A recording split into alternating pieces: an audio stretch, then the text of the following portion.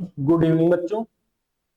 सबसे पहले आप सबको लक्ष्य 24 क्लास की तरफ से गणतंत्रता दिवस की आपको हार्दिक बधाई। आज का दिन हमारे संविधान का बहुत ही महत्वपूर्ण दिन है।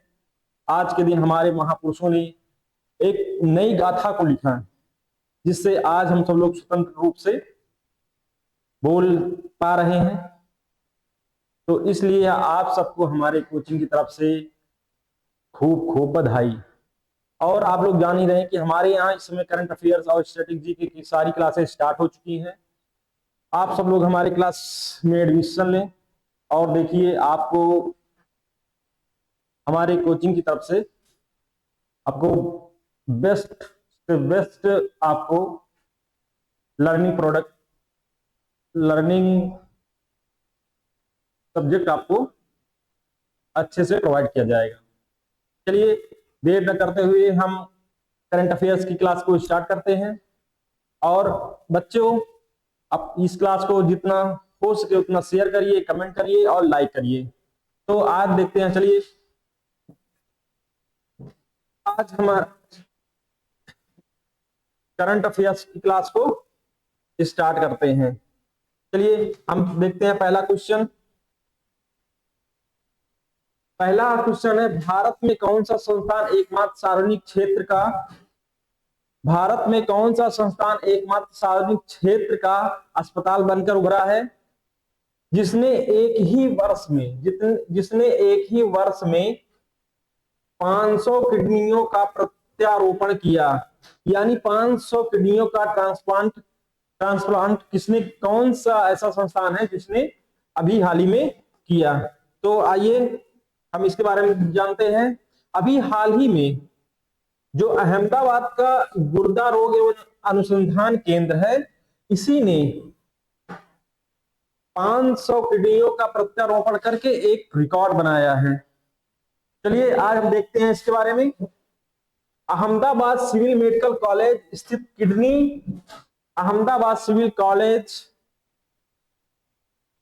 किडनी रोग एवं अनुसंधान केंद्र IKDRCITS ने 2025 में 500 से अधिक किडनी का प्रत्यारोपण करके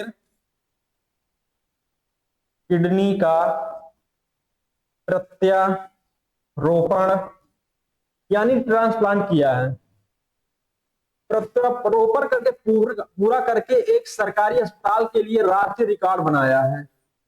किडनी रोग एवं अनुसंधान केंद्र IKDRC भारत का एकमात्र सरकारी अस्पताल बन गया है। ये भारत का एकमात्र ऐसा सरकारी अस्पताल बन गया जिसने एक ही वर्ष में 500 किडनियों का प्रत्यारोपण किया है।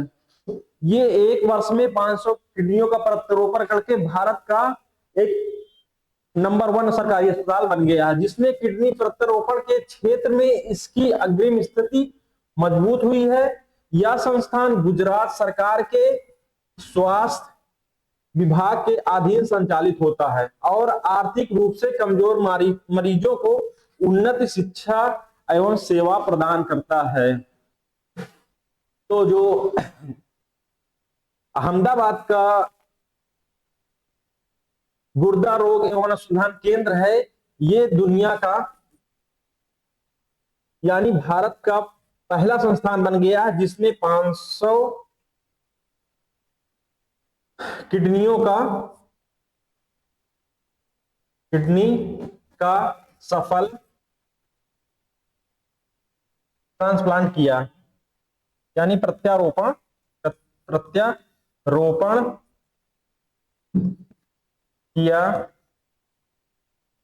किया है।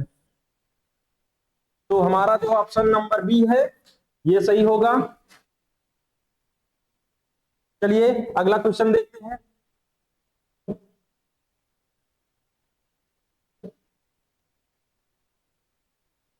इस क्वेश्चन से पहले आप लोग जल्दी से जल्दी हमारे क्लास को शेयर करते रहिए और कमेंट भी करते रहिए जल्दी जल्दी, जिससे आपको हमारे क्लास के सूचनाएं आपको जल्दी मिल जाती रहेंगी यूट्यूब पे। और जो बच्चे हमारे ऑफलाइन बैच में एडमिशन लेना चाह रहे हैं तो एडमिशन जल्दी ले लें, क्योंकि इस समय हमारे यहाँ पर डिस्काउंट चल रहा है 50% का, और बेस्ट टीचरों द्वारा आपको अच्छी शिक्षाएं प्रदान की जाएंगी जो एग्जाम के रिलेटेड बहुत ही महत्वपूर्ण होते हैं। चलिए दूसरा क्वेश्चन देते हैं। भारत निर्वाचन आयोग ICI ने 2026 में किस कार्यक्रम के दौरान ICI-NTC डिजिटल प्लेटफॉर्म को लॉन्च किया?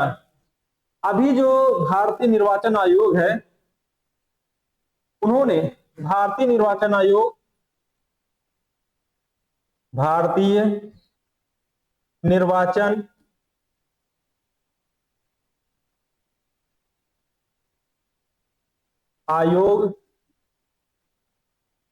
ने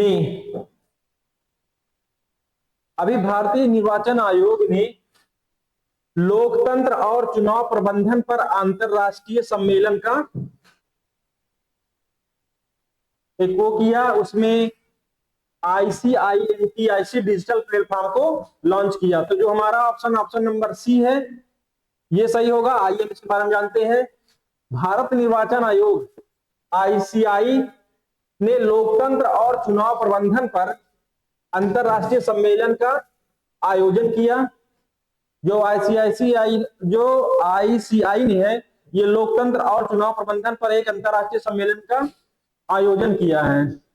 ये 2026 में ICI-NIT डिजिटल प्लेटफॉर्म लॉन्च किया। इन्होंने अभी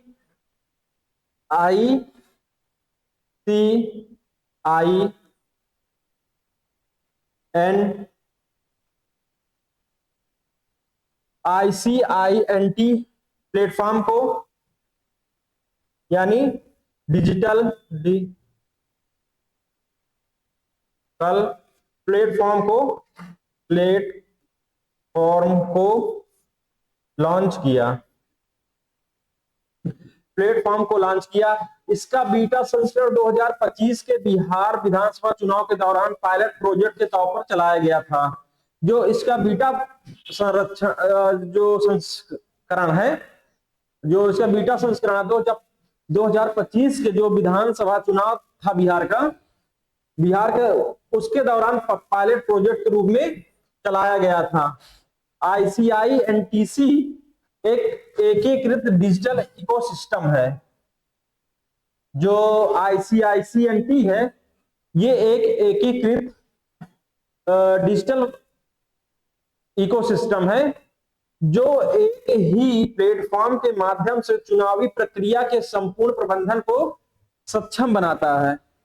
जो एक ही प्लेटफॉर्म के माध्यम से चुनावी प्रक्रिया के संपूर्ण प्लेटफॉर्म को एक सक्षम बनाता है और यह संपूर्ण प्रबंधन के सक्षम बनाता है। यह विश्व का सबसे बड़ा चुनावी सेवा प्लेटफॉर्म है। जो ICI-NT है, यह विश्व का सबसे बड़ा चुनावी प्लेटफॉर्म है। यह प्लेटफॉर्म चुनाव में पारदर्शिता, दक्षता और वास्तविक समय की निगरानी को बढ़ाता है। जो चुनाव में पारदर्शिता है, दक्षता है और वास्तविक जो समय है, इसकी निगरानी को ICI-NT बढ़ाता है। चलिए, तो हमारा ऑप्शन नंबर कौन सा सही होगा? तो हमारा ऑप्शन नंबर सी है, लोकतंत्र और चुनाव प्रबंधन पर अंतरराष्ट्रीय सम्मेलन। चलिए अगला क्वेश्चन देखते हैं। इस समय हमारे यहाँ SSC CGL की फाउंडेशन कोर्स स्टार्ट हो चुका है। ये CGL, CPSI, MTS, GD, एस्ट्रोनोग्राफर और DP के लिए इस समय हमारे यहाँ क्लासेस स्टार्ट होने वाली हैं। इस समय आप अगर एडमिशन ले रहे हैं तो हमारे यहाँ 50% का आपको डिस्काउंट मिलेगा ऑल SSC ऑनलाइन कोर्स या ऑफलाइन कोर्स के लिए। तो जल्दी से जल्दी हमारे ये कॉन्टेक्ट नंबर पे संपर्क करें या हमारे ऑनलाइन क्लास लक्ष्य 24/7 क्लासेस में आप यूट्यूब पे भी हमारे यहाँ देख सकते हैं। तो जल्दी से जल्दी इस क्लास को शेयर करें अधिक से अधिक बच्चों के पास, जिससे वो हमारे से संपर्क कर सके और क्लास में एडमिशन ले ले। इस समय बहुत ही अच्छा ऑफर चल रहा है, 50% हर कोर्स में आपको डिस्काउंट मिल रहा है। चलिए अगला क्वेश्चन देखते हैं। धारीदार टाइगर तितली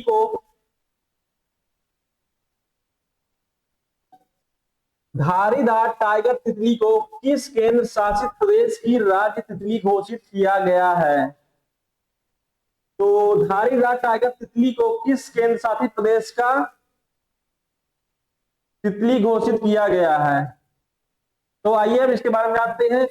राज्य वन्यजीव बोर्ड जो SBC पहले आप देख लीजिए, ये तितली है जो आप देख लीजिए इसमें धारीदार वो बने हुए हैं, इसका डिजाइन तो अभी हाल ही में राज्य वन्यजीव बोर्ड ने SBDWL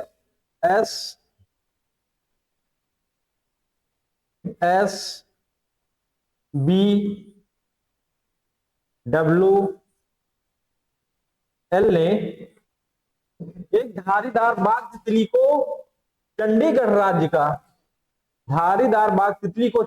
राज्य की तितली घोषित किया है। तो जो चंडीगढ़ की धारीदार बाघ तितली है, इसको अपना राज्य का एक धारीदार तितली कमेंट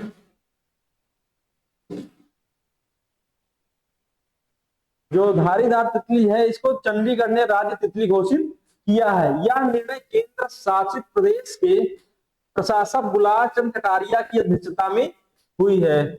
जो ये निर्णय लिया गया है, ये वहां के प्रशासक गुलाब चंद्र कटारिया की अध्यक्षता में हुई। कटारिया की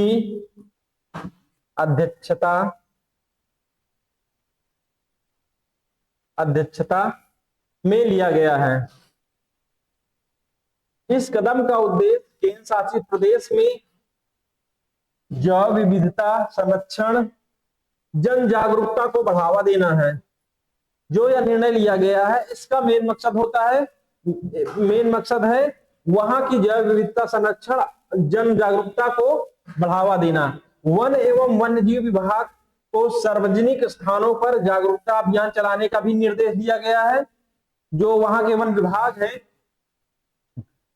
विभाग एवं वन्यजीव विभाग को भी सार्वजनिक रूप से ये जागरूक करने के लिए वहां पर अभियान भी चलाया गया है। तो सुको माझी परियोजना और सुखना झील के जल क्षेत्र की मृदा नमी और गाढ़ प्रबंधन के लिए भी ये प्रशंसा की गई है। तो जो हमारा ऑप्शन होगा, ऑप्शन नंबर कौन सा सही होगा, जल्दी से इसका बताइए।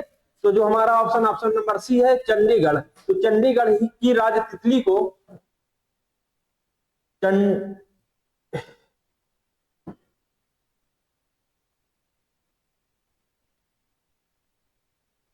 जो धारीदार टाइगर तितली है, धारीदार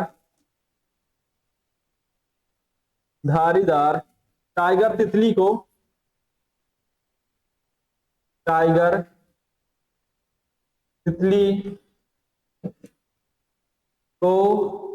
राज्य तितली घोषित किया है।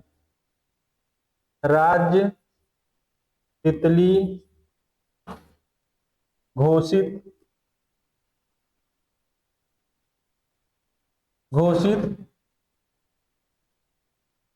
किया है।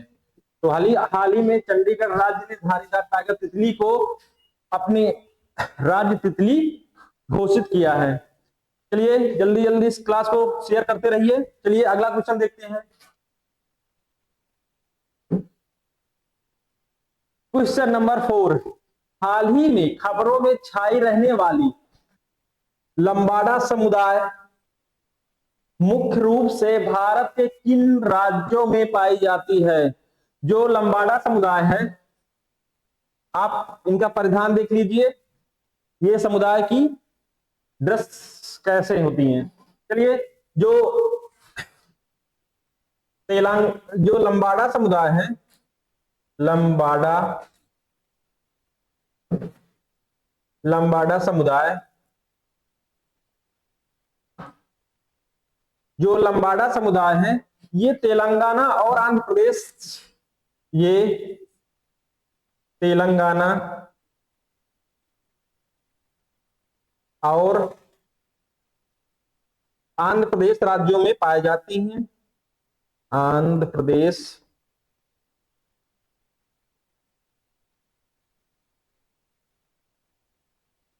आंध्र प्रदेश के राज्यों में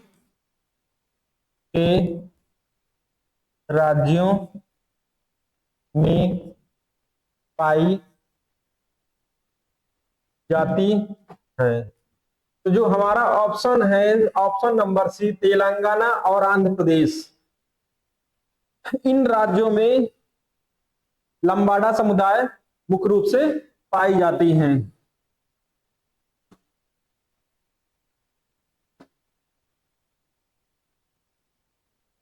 इन्हें हम, जो लंबाडा समुदाय हैं, इन्हें हम सुगली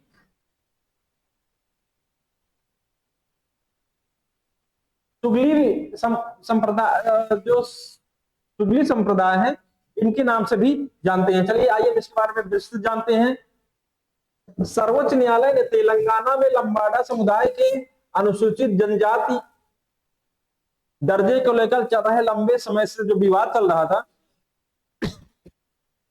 जो सर्वोच्च न्यायालय में, जो तेलंगाना का सर्वोच्च न्यायालय है, इसमें लंबाडा समुदाय के अनुसूचित जनजातियों के बारे में काफी दिन से एक विवाद चल रहा था और उसके लिए एक जांच कमेटी भी बैठाई गई है। जो लंबाडा समुदाय है, लंबाडा समुदाय को सुगली या बंजारा के नाम से भी जाना जाता है। जो ये समुदाय है लंबाडा, इनको सुगली और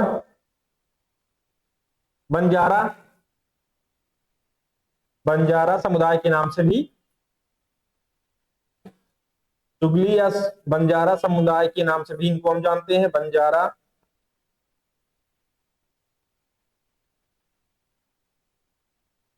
सुगली या बंजारा समुदाय के नाम से भी इनको जाना जाता है। इन्हें अनुसूचित जनजाति के रूप में भी मान्यता प्राप्त है। ये जो बंजारा समुदाय है, यानी जो ये लंबाडा समुदाय है, ये अनुसूचित जनजाति के रूप में इसको जाना भी जाता है। यह मुख्य रूप से तेलंगाना और आंध्र प्रदेश में फैले हुए हैं। ये अधिकतर तेलंगाना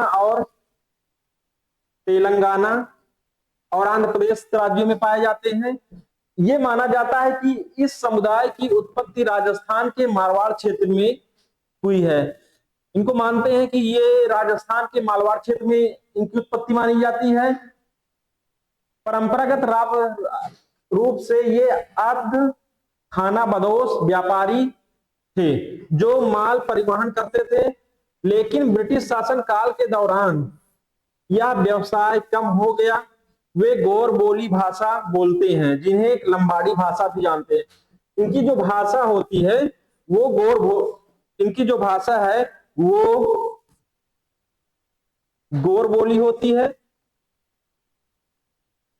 या जो जिस भाषा का प्रयोग करते हैं वो गौर बोली होती है, या इसी को हम लंबाडी भाषा भी कहते हैं, यानी गौर भोसी या लंबाडी भाषा का प्रयोग ये करते हैं। तो ऑप्शन नंबर हमारा सी सही हो गया होगा। चलिए अगला क्वेश्चन देखते हैं। हाल ही खबरों में छाई कलाड़ी किस राज्य केंद्र शासित प्रदेश का भौगोलिक संकेतक टैग प्राप्त डेयरी उत्पाद है? अभी हाल ही में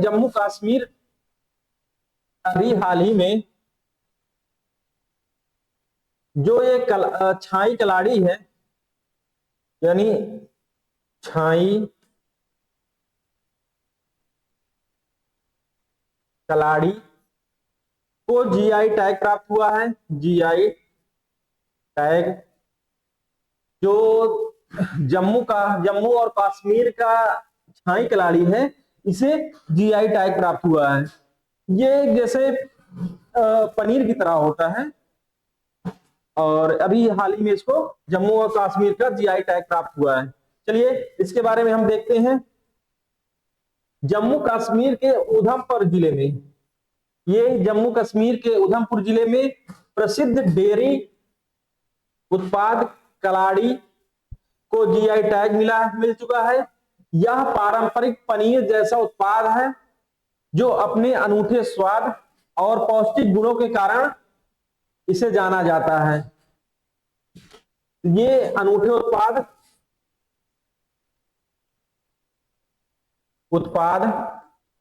एवं पौष्टिक गुणों के कारण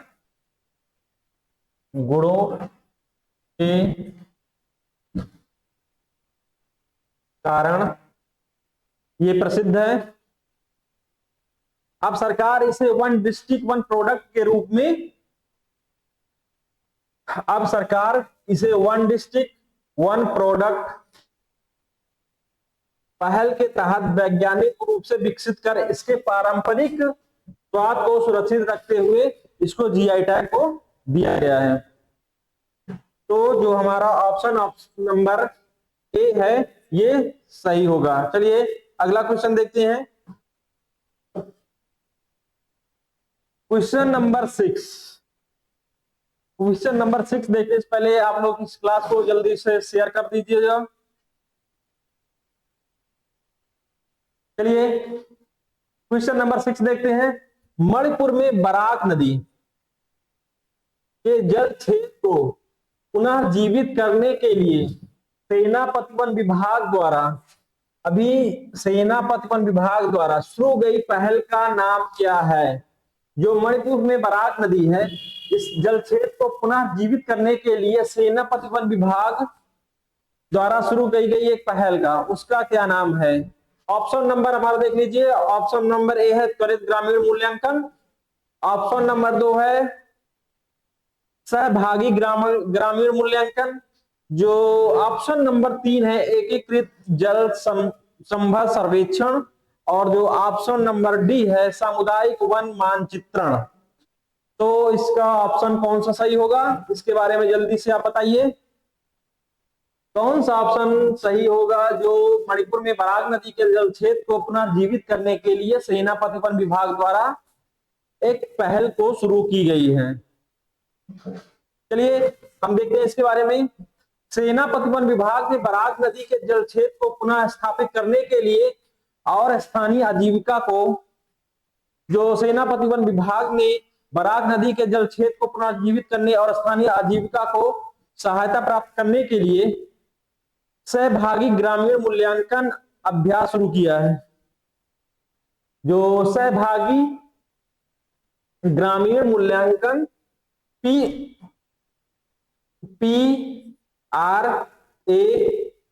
अभ्यास शुरू किया है। यह अभ्यास मणिपुर के सेनापति जिले के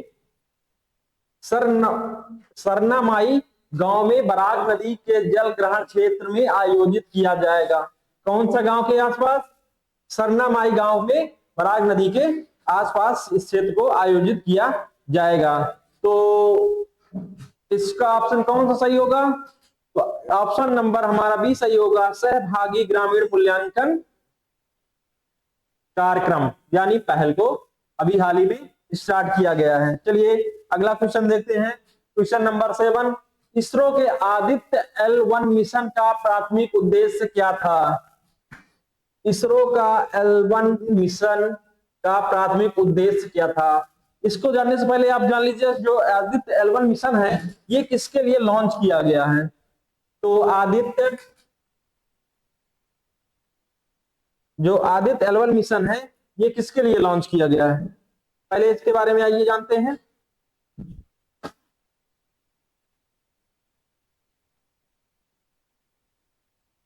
आदित्य L1 मिशन,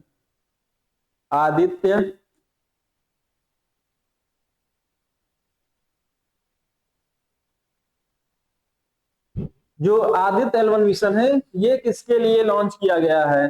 तो अभी जो 2023 में, इससे 2023 में सूर्य की, अभी जो आदित्य L1 है ये सूर्य के लिए है, अभी इसको 2023 में लॉन्च किया गया है। आइए इसके बारे में हम जान लेते हैं। भारत का पहला अंतरिक्ष आधारित सौर मिशन है जो आदित्य L1 है। ये देखिए, आप देख लीजिए जो चित्र में दिखाई दे रहा है, यही है आदित्य L1 जो सूर्य के लिए इसको लॉन्च किया गया है। आदित्य L1 मिशन 2023 में PSLV C57 के द्वारा लॉन्च किया गया था। इसे PSLV C57 रॉकेट द्वारा लॉन्च किया गया था। इसे PSLV C57 के द्वारा लॉन्च किया गया था। यह लैग्रेंज पॉइंट यानी L1 के चारों ओर एक हेलो कक्षा में स्थित है। जो L1 है इसे लैग्रेंज पॉइंट 1 के नाम से जानते हैं। ये चारों ओर एक हेलो कक्ष में स्थापित किया गया है। यह तूफान सूर्य से निकलने वाली प्लाज्मा एवं विशाल विस्फोट के कारण उत्पन्न हुआ था। इसका सबसे गंभीर प्रभाव अशांत क्षेत्रों में देखा गया, जहां पृथ्वी का चुंबकीय क्षेत्र अत्यधिक संकुचित हो गया था। तो यह अध्ययन क्षणिक और गतिविधि के कारण उत्पन्न होने वाले अंतरिक्ष मौसम को समझने के लिए बहुत ही महत्वपूर्ण है, जो उपग्रहों, संचार और प्रौद्योगिकी को प्रभावित करता है। तो जो हमारा L1 मिशन है, ये सबसे पहले इसमें क्या पूछा जा सकता है,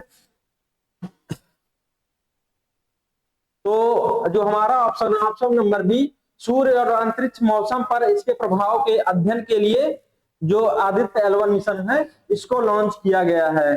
तो इसमें जो हमारे क्वेश्चन बन सकते हैं, जो पेपर में पूछे जा सकते हैं, तो ये कौन सा कि आदित्य L1 मिशन किस रॉकेट से लॉन्च किया गया और किस पॉइंट पे जाके ये स्थिर हुआ है। तो जो हमारा जो है किस रॉकेट से लॉन्च किया गया है, तो PSLV C57 के द्वारा इसको लॉन्च किया गया है और ये लैग्रेंज पॉइंट पे स्थिर है। जो लैग्रेंज पॉइंट कक्षा है इसमें इसको स्थिर किया गया है। चलिए अगला क्वेश्चन देखते हैं। हाल ही में दिवंगत हुए मनोज कोठारी किस खेल से संबंधित हैं? जो अभी मनोज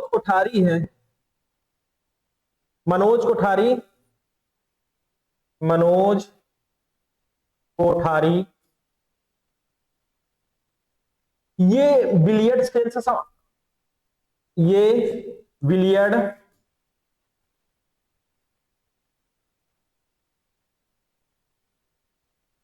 बिलियर्ड्स खेल से संबंधित है।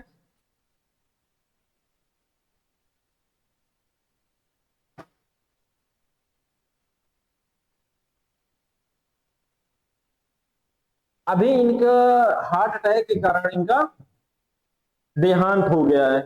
तो जो हमारा ऑप्शन नंबर डी है ये सही होगा। बिलियर्ड्स, मनोज कोठारी बिलियर्ड्स से संबंधित है। अभी हाल ही में इनका डेथ हुआ है जो हार्ट अटैक के कारण बताया जा रहा है। चलिए इसके बारे में हम जानते हैं। पूर्व बिलियर्ड चैंपियनशिप मनोज कोठारी का तमिलनाडु के तिरुनेलवेली में 67 वर्ष की यानी 67 वर्ष की आयु में हृदय गति रुकने से यानी हार्ट अटैक से इनका निधन हो गया है। कोठारी ने 1990 में विश्व बिलियर्ड चैंपियनशिप जीती थी। इन्होंने देख लीजिए विलियम, ये है मनोज कोठारी, ये बिलियर्ड से संबंधित है। ये 1990 में विश्व बिलियर्ड चैंपियनशिप जीती। 1990 में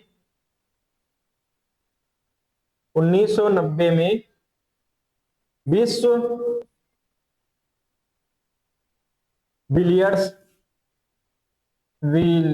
बिलियर्ड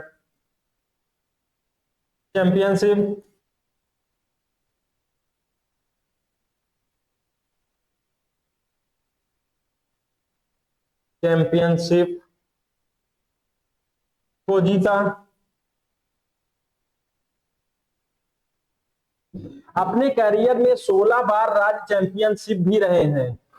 इन्होंने अपने जीवन काल में 16 वर्ष राज्य चैंपियन रहे हैं, यानी 16 बार के राज्य में चैंपियन रहे हैं। 2005 में इन्हें खेल जगत में भारत के सर्वोच्च आजीवन उपलब्धि पुरस्कार ध्यानचंद पुरस्कार से भी सम्मानित किया गया है। इन्हें 2005 में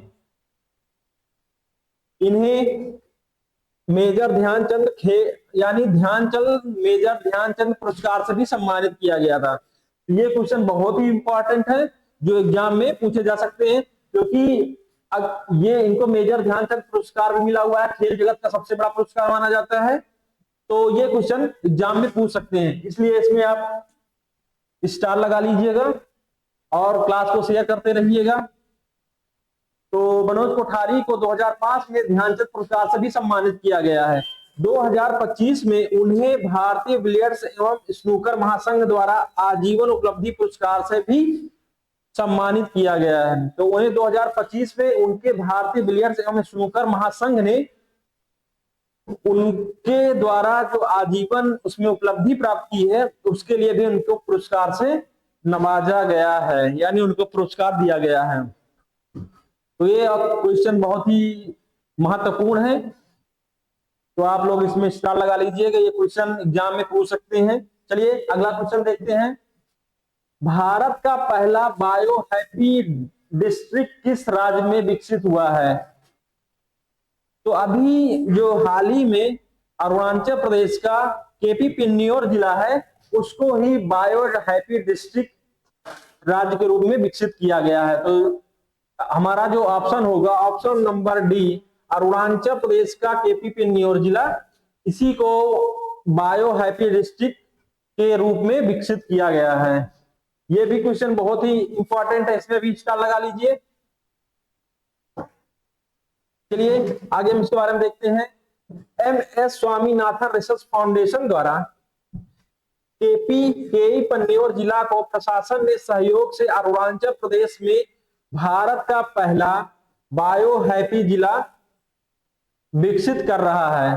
इसका उद्देश्य जिले के निवासियों की आजीविका, कृषि, जैव विविधता और अन्य पारिस्थितिक पहलुओं पर ध्यान केंद्रित करना है। बायो हैप्पीनेस दिवंगत कृषि वैज्ञानिक डॉक्टर MS स्वामीनाथन द्वारा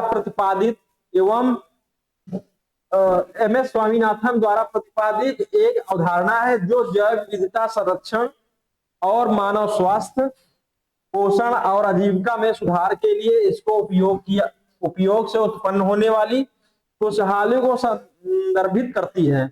यह अवधारणा लोगों और प्रकृति के बीच सामंजस्य स्थापित करने पर जोर देती है। तो जो केई पन्नियोर जिला है, केई पन्नियोर जिला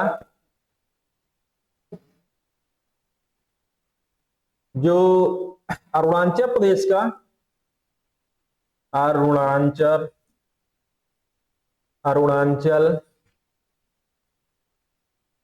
प्रदेश का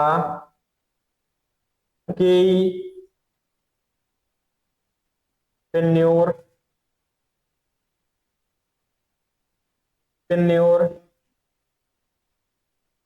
जिला को बायो हैप्पी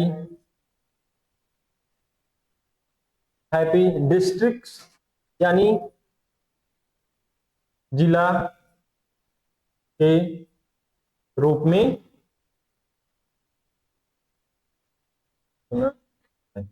इसमें स्टार लगा लीजिए। ये क्वेश्चन बहुत ही महत्वपूर्ण है, ये एग्जाम में इसको पूछ सकते हैं। तो हमारा जो ऑप्शन होगा ऑप्शन नंबर डी, ये अरुणाचल प्रदेश का केई पन्नियोर जिला है जिसे बायो हैप्पी डिस्ट्रिक्ट के रूप में अभी विकसित किया जा रहा है। चलिए अगला क्वेश्चन देखते हैं। Kei Panyor Arunachal Pradesh becomes India's first bio happy district चुना गया। चलिए अगला क्वेश्चन देखते हैं। 72वें राष्ट्रीय वॉलीबॉल टूर्नामेंट 2026 की मेजबानी कौन सा शहर करेगा? जो 72वें राष्ट्रीय वॉलीबॉल टूर्नामेंट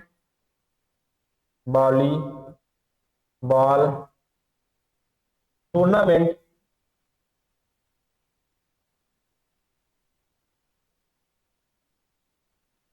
2026 है, इसकी मेजबानी कौन सा शहर करने वाला है? हमारा ऑप्शन देख लीजिए। ऑप्शन नंबर ए है वाराणसी, ऑप्शन नंबर 2 है चंडीगढ़, ऑप्शन नंबर सी है लखनऊ तथा ऑप्शन नंबर डी है नई दिल्ली। तो कौन सा जिला है जो 72वें राष्ट्रीय वॉलीबॉल टूर्नामेंट 2026 की मेजबानी करने वाला है? ये भी क्वेश्चन बहुत ही इंपॉर्टेंट है, ये भी एग्जाम में पूछ सकता है, क्योंकि हाल ही में भारत के प्रधानमंत्री नरेंद्र मोदी ने इसको वीडियो कॉन्फ्रेंस के द्वारा इसका उद्घाटन किया है। तो ये किस शहर से इसका उद्घाटन किया है, इसके बारे में आप लोग जल्दी से इसको कमेंट बॉक्स में इसका आंसर बताइए। कौन सा जिला है, कौन सा शहर है जो 72वें राष्ट्रीय वॉलीबॉल टूर्नामेंट की मेजबानी करने वाला है? तो अभी हाल ही में जो भारत के प्रधानमंत्री, इनका जो संसदीय क्षेत्र है वाराणसी, इसी में भारत प्रधानमंत्री मोदी ने अभी इसी के बारे में वीडियो कॉन्फ्रेंस के द्वारा इसका उद्घाटन किया है। तो चलिए आइए इसके बारे में हम सब लोग जानते हैं। प्रधानमंत्री नरेंद्र मोदी ने वीडियो कॉन्फ्रेंसिंग के माध्यम से 72वें राष्ट्रीय वॉलीबॉल टूर्नामेंट का उद्घाटन किया। वीडियो कॉन्फ्रेंस के माध्यम से 72वें राष्ट्रीय वॉलीबॉल टूर्नामेंट का उद्घाटन किया। उद्घाटन समारोह वाराणसी के डॉक्टर संपूर्णानंद स्पोर्ट्स स्टेडियम में किया गया। जो वाराणसी का डॉक्टर संपूर्णानंद स्पोर्ट्स स्टेडियम है, इसी में इसका उद्घाटन किया गया। यह टूर्नामेंट 4 जनवरी से 11 जनवरी 2026 तक चलेगा। जो ये टूर्नामेंट है 4 जनवरी से 11 जनवरी से 11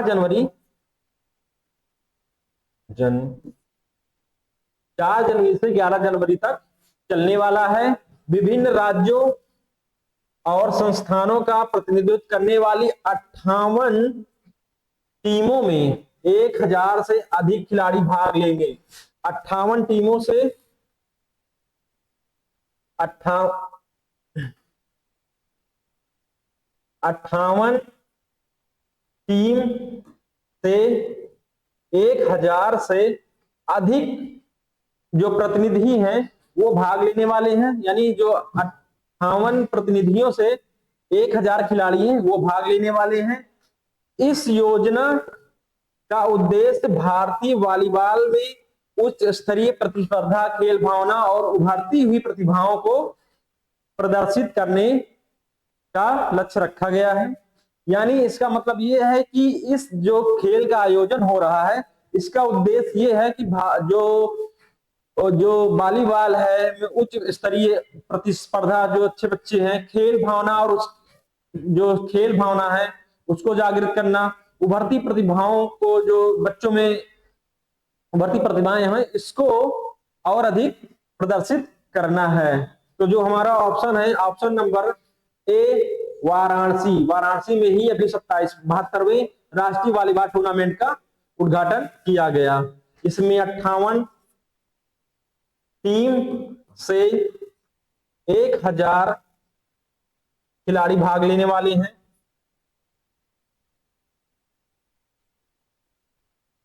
1000 खिलाड़ी भाग लेने वाले हैं। ये 4 से 11 जनवरी के बीच में तक चलने वाला कार्यक्रम है। चलिए अगला क्वेश्चन देखते हैं। यानी हमारे 10 क्वेश्चन पूरा हो चुके हैं। अब देखते हैं, इस समय हमारे यहाँ पे जो रिपब्लिक डे है, इसके उपलक्ष्य में सभी जो कोर्सेस हैं उसमें ऑनलाइन हो या ऑफलाइन हो, उसमें 50% का डिस्काउंट रखा गया है। तो बच्चे अधिक से अधिक बच्चे एडमिशन ले। यूट्यूब पे भी हमारे क्लासेस चल रही हैं, तो जो लड़के इंटरेस्टेड हो यूट्यूब में भी क्लासेस देख लें, और नहीं तो हमारे जो कोर्स हैं इस पे इस समय पेन ड्राइव कोर्स, जो भी कोर्स है इसमें 24 से 30 जनवरी के बीच में, जो 24 से 30 जनवरी तक है, इसमें 50% का डिस्काउंट रखा गया है।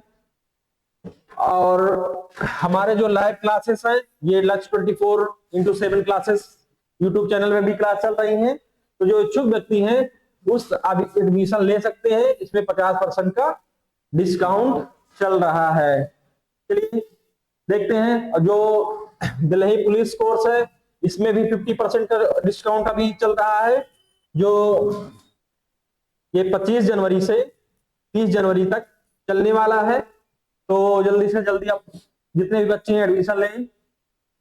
और ये जो क्लास है वो हिंदी और इंग्लिश मीडियम दोनों में ही चलने वाली हैं, ऑनलाइन भी चलेंगी। जो लक्ष्य हमारी जो यूट्यूब चैनल है उस पर ऑनलाइन भी ये इसको स्टार्ट किया गया है।